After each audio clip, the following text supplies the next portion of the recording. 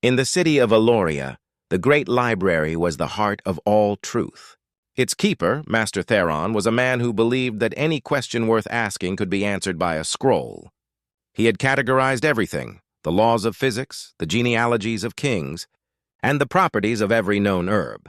One evening, a young woman named Lyra, known more for her empathy than her scholarship, entered the quiet halls. She carried no books, only a small, simple flute. "Master Theron," she said, her voice soft, "I have a question for the archives." Theron looked up, pleased. "Is it about the celestial alignments? Or the history of the aqueducts?" "No," Lyra said. She lifted the flute to her lips and played a melody. It was simple, just a few notes, but it was hauntingly beautiful. It was a tune every child in Elia knew, a lullaby passed down for generations. As she played, the old man felt a strange, unexpected tightening in his chest. A flicker of a memory, a warm fire, a kind face, flashed in his mind and was gone. He quickly suppressed it. "That," he said gruffly, "is the Lullaby of the River. It's in the Codex of Folk Music, page 42, composed in the Third Age. Its time signature is 3/4. It utilizes a simple diatonic scale." "What is your question?" Lyra lowered the flute. "My question is, why? Why does this song make old soldiers weep?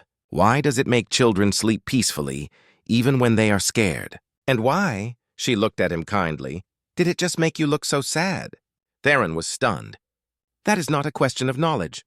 That is sentiment." "But why the sentiment?" she pressed. "You have all the books. Explain it." For the first time, Master Theron was at a loss. He spent the next 3 days in a frantic search.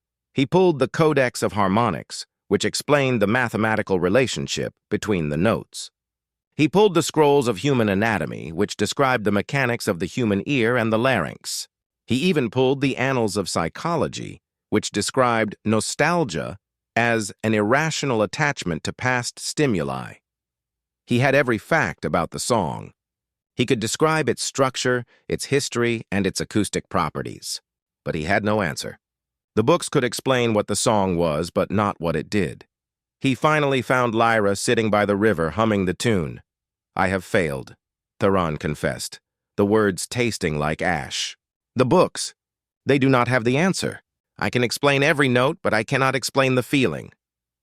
Lyra smiled gently and pointed to the flowing water.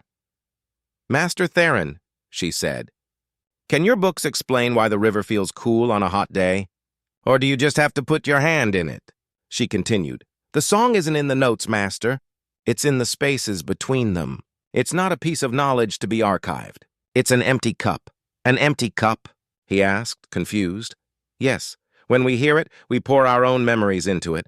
The soldier pours in his memory of peace. The child pours in the feeling of safety. And you poured in a memory of your own."